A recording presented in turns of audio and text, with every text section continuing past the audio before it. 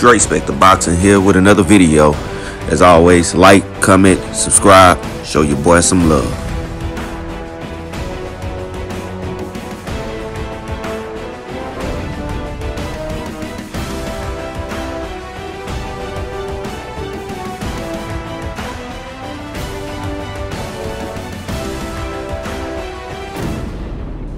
All right, Dre Spec the Boxing. I'm here with another one, man. I'm gonna get into some Q&A since we got a lot of traction from that last video with in the comment section over Terence Crawford and Errol Spence. So, man, in my opinion, we got a lot of build up for this fight, man. That fight is over a year away. I'm telling you, it's not gonna be happening, man. It's basically gonna take a while to make that fight. They're still gonna try to build it. And I'm gonna get in some of the reasons why, probably in some of these comments. Let's go. First comment gonna be Will Robinson. I'm a huge Terence Crawford fan, but we get ahead of ourselves talking about Earl doesn't want him. Stop. The man is a bad man. All right, so Errol Robinson basically saying he's a Terence Crawford fan, but you know, a lot of people are out here saying that Errol Spence don't want the fight. Man, Errol Spence and Terence Crawford, I don't think neither one of these guys are scared of each other, man. They want the fight. The fight is going to happen. I see this fight happening. It's not going to be an easy fight to make, of course, but it's going to be an easy fight for those guys to build. And somebody has to be the A side, somebody has to be the B side. And I think that's what's the power struggle is. And we're going to see them fight for it over the next year to build their case as the A side versus the B side, and who's going to get that lion's share of the pot. All right. It's a Raymond Morning. Say Crawford don't want it with Earl because Crawford had many opportunities to call out Earl and he never would do it. He just don't want that kind of heat. I'm just saying peace. All right. So he basically saying that Crawford don't want it with Earl. Crawford had many opportunities to call out Earl. And I'm not necessarily saying that Crawford don't want it with Earl, but I can guarantee you Earl wasn't his first choice. And the reason being is when Crawford was thinking of coming from 140 to 147 after the Hidalgo fight, and he was going on radio shows and doing interviews, the first thing he was saying was, I want Keith Thurman. I want Keith Thurman. I want to move up to 147. I want to fight Keith Thurman. Keith Thurman at the time had 2 belts. It was like 2 years ago. Keith Thurman had 2 belts. And he wanted to move up and capture those 2 belts from Keith Thurman at that time. And that was the fight that he was screaming that he wanted. And one of the announcers said, well, what about Errol Spence? And Terence Crawford said, no, I want the best at 147. The best at 147 is Keith Thurman, not Errol Spence. That was his quote. And that's what he said. He wasn't worried about Errol Spence. Errol Spence wasn't the best at 147. Keith Thurman was. Now, fast forward, we get a change of tune because now he's saying that he want that fight, but he never starts saying that Terence Crawford never started saying that he wanted that fight until Errol Spence had already revealed his plans that he was going to be unifying on his side of the street, meaning on the PBC side.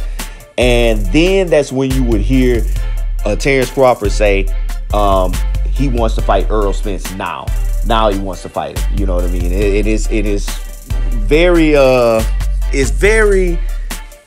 I would want to say convenient for you to want to fight him now that he's made his mind up and revealed his plans for his career path, saying that he was going to fight the guys on the PBC side first. They were going to build a fight, and then he would fight you. But I think Terence Crawford would, pretty much like to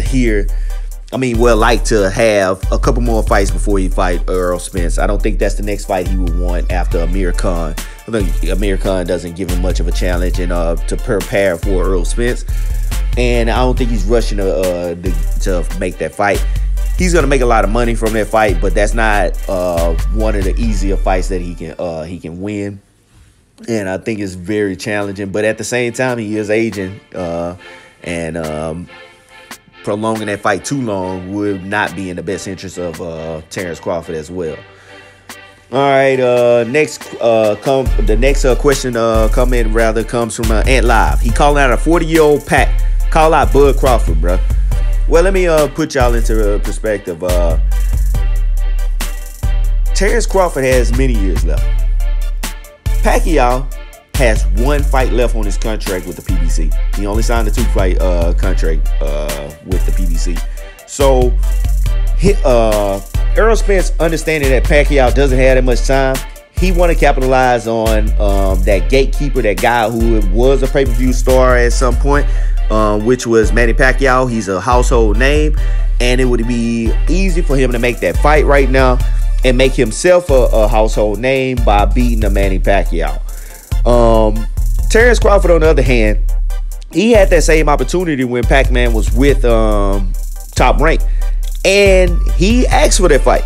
I don't know if y'all remember, but he was asking for that fight at 140. He wanted to fight Pacquiao while he was at 140, and Bob Arum was holding up that fight then, which he's openly admit since then that he was holding up that fight, quote unquote, that he thought that Terence Bud Crawford would have beat Pacquiao, and he might have thought that, but he was being greedy, that Pacquiao was his cash cow, and he fucked over Manny Pacquiao one too many times. Pacquiao ended up leaving the Top Rank and signed with PBC, and now you see that he has the opportunity to fight Errol Spence. Errol Spence and Al Heyman are not gonna pass up the opportunity to fight a legend like Pacquiao, 8-time division champ.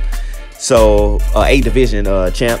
So Bob Arum dropped the ball on that one. He should have had Terence Crawford fight Pacquiao back in the day. Didn't allow that fight to come to fruition. He was going to try to wait and use Pacquiao up as much as he could before he had to make that fight, just to keep Terence Crawford busy in the meantime before he can make other super fights. So the plan that he wanted to use backfired when they fucked him in Australia and gave Jeff Horn the win over Pacquiao, which I thought Pacquiao deserved that win.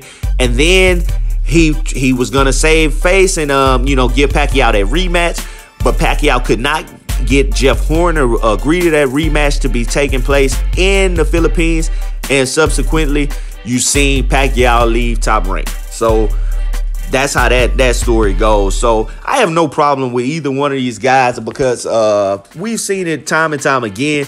You fight the older guys in the sport to give them guys a farewell fight that sends them off with money, but it also creates your name as a household name, because these guys have already established themselves in the sport and no one knows you. So for Terence Crawford or Errol Spence to have fought a Manny Pacquiao, somebody of that stature, then and subsequently, won that, they would have became a household name. Terence Crawford missed his opportunity because of Bob Arum, and Errol Spence has his opportunity because of his management, which is Al Heyman. So I have no problem with him fighting, man. That's going to be something that helps both of Terence Crawford and Errol Spence get paid in the future, because the more publicity they can get behind their names when they go to fight each other, that'll be more of a bigger draw of a casual fan to come and watch the fight. All right. It says, Raymond Taylor, this next comment, every time you mention TC or Terence Crawford to EJ, he says no for give some reason why he not going to fight. Spence said he'd rather fight Porter, the easy road, than fight Terence Crawford, and that came out of EJ, Errol Spence Jr.'s mouth. All right, so let's get to that, man. It's a reason why he's saying, I think y'all misconstruing when Errol Spence says that it's easier to fight Sean Porter. Why go across the road and try to fight you than make the easier fight? He's saying to make the easier fight. He's not saying that Porter is less harder to fight or easier to fight than Terence Crawford. He was saying it's easier to make the fight. Why try to go and make this difficult fight that y'all are making so difficult when I can take the easy road? I can easily fight a Sean Porter who's under the same promotional branch that I'm under. Going to try to make a deal with Top Rank at this point, y'all are trying to throw in all kind of loops. Bob Arum really wants, just like Oscar De La Hoya wants Errol Spence because he is a superstar. Bob Arum wants the same thing. He wants Errol Spence. So Errol Spence understands that. And like if you seen when they had that face off and he was talking to Terence Crawford, he kept saying to Terence Crawford, tell Bob to call Al. Tell Bob to call Al. I thought Bob said Al don't exist. Tell Bob to call Al. All right, because he's saying if y'all really want that fight, make an offer. Don't sit up here and come to me and talk about what y'all want to do and that you really want to fight me, because you really don't. It's smoke and mirrors. And Earl understands the business side of it. And he understands that he's going to build for that fight. And he's going to make himself the A side coming into that fight. Al, on the other hand, he wants Bud to be the A side coming into that fight. And if not, he wants to have Errol Spence signed to Top Rank or signed to some type of agreement in which he can promote probably his next fight or so, right?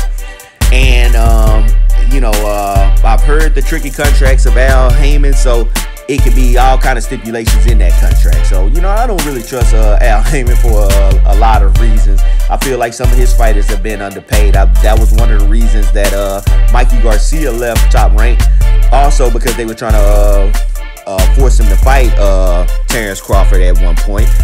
And I'll get to that in a minute, man, because it wasn't even enough money for him to fight Terence Crawford. And I think Mikey got fucked long enough to Mikey left. But I'll get to that in a minute. Let's get to another comment. Crawford is this is Philip Nitty. Say Crawford is a complete fighter and not scared of Spence. Some things you are saying is opinionated. And my response to that, if you go back and you read my response, I'm gonna just read my response for you. It said everything that I'm saying is opinionated based off facts. I read articles, I heard radio and podcasts, I seen videos, information that has shaped my perspective on the entire situation. I'm not saying I'm entirely right, but I'm willing to bet I'm barking up the right tree.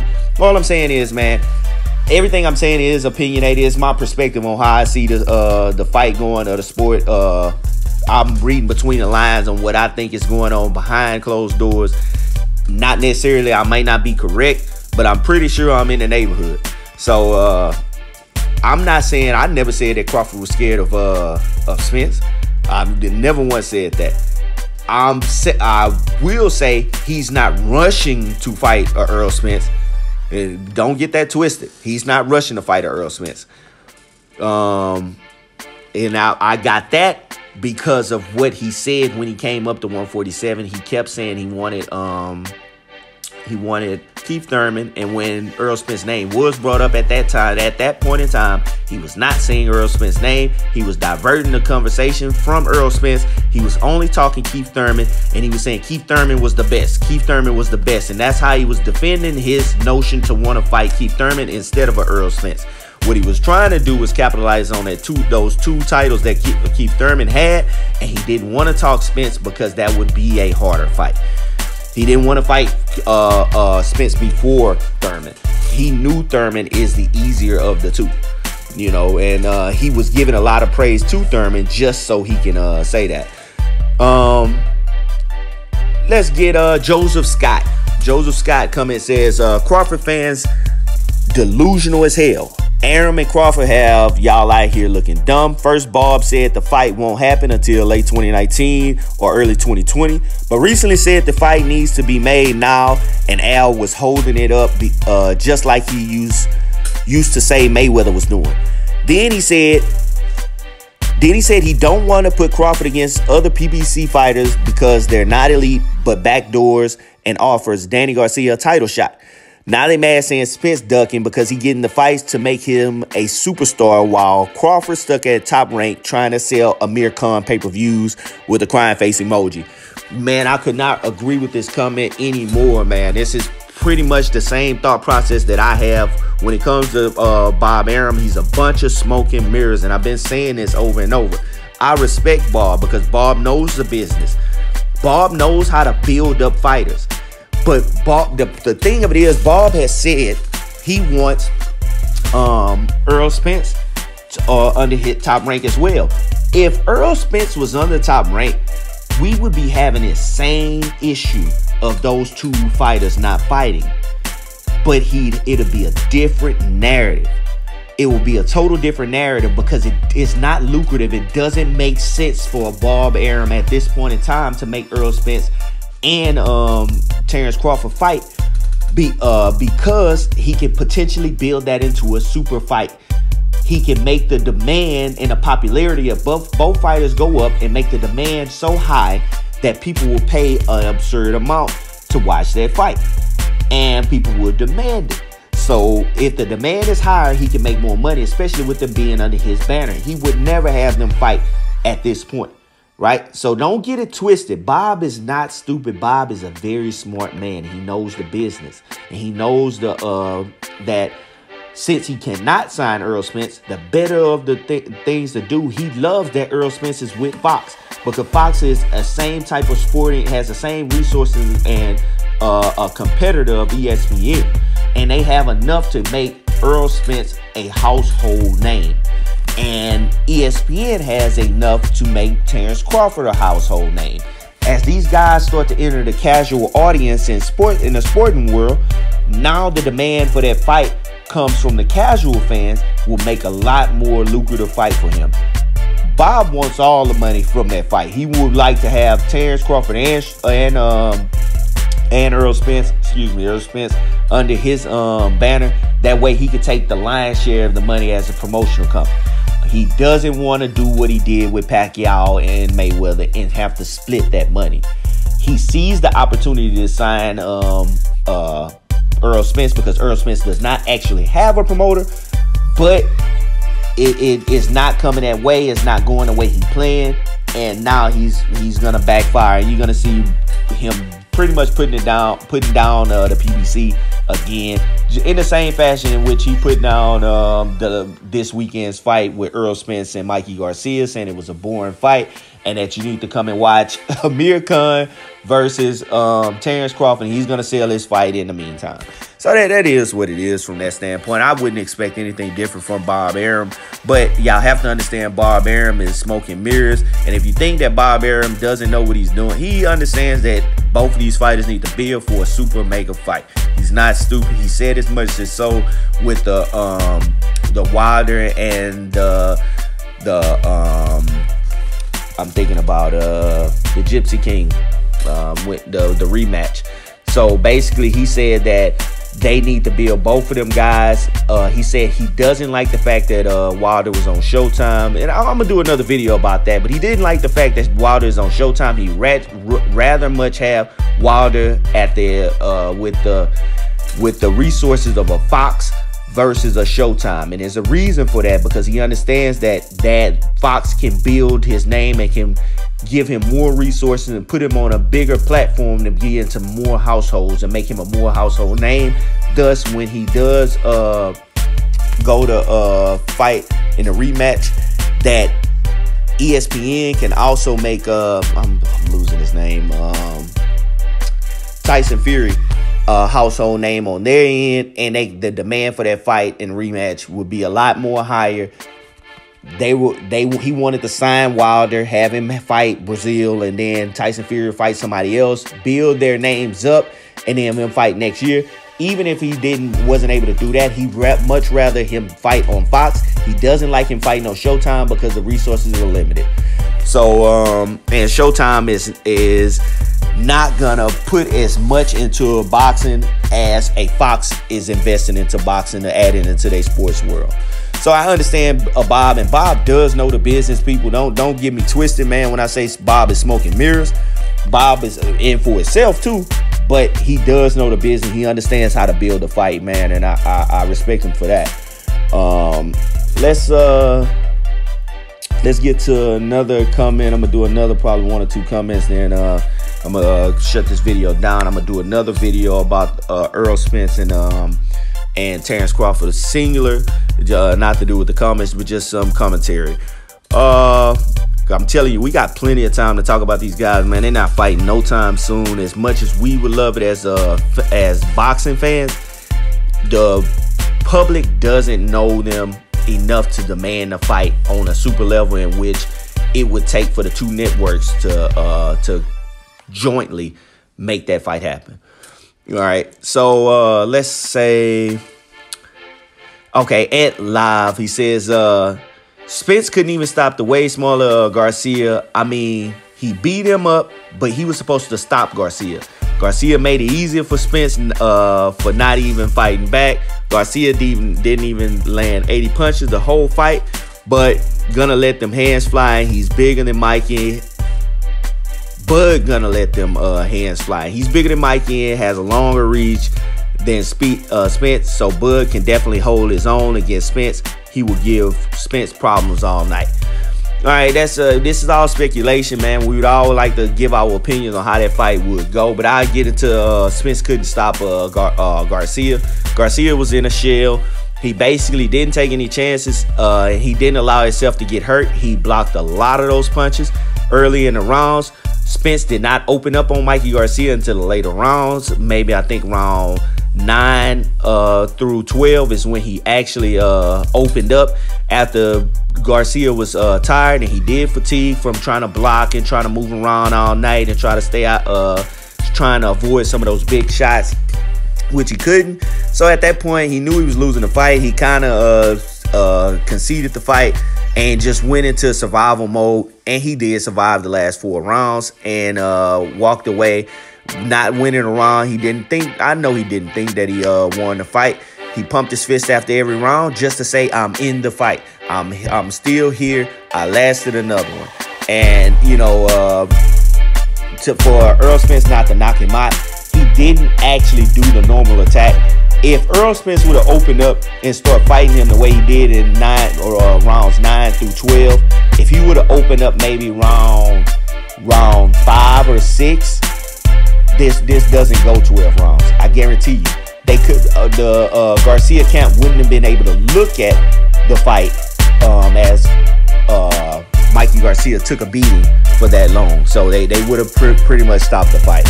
I can guarantee you that. He didn't step his foot on the gas. He boxed him, won all the rounds, and then now round 9, they decided that the game plan was go get him at round 9, and that's what happened. They weren't able to get him out of there because he shelled up, and he didn't take a lot of damage early in the rounds. He just was worn out from trying to block and staying on defense most of the fight. So him not knocking out Garcia doesn't mean that he's not powerful. Even Mikey Garcia said that he had power.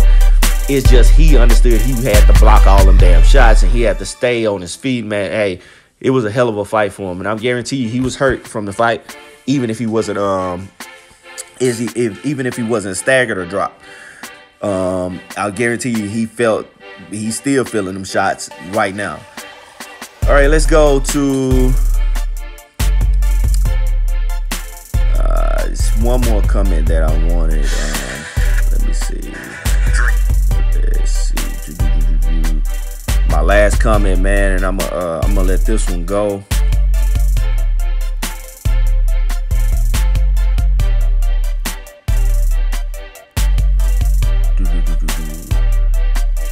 Where is it?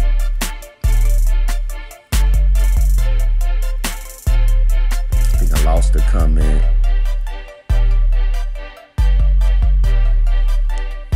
Okay, here goes. Lawrence D. Herrera. Well, let me do Brandon Christian comment. I believe Terence Crawford will beat Spence. Hey, man, everybody believe they have a side in the fight.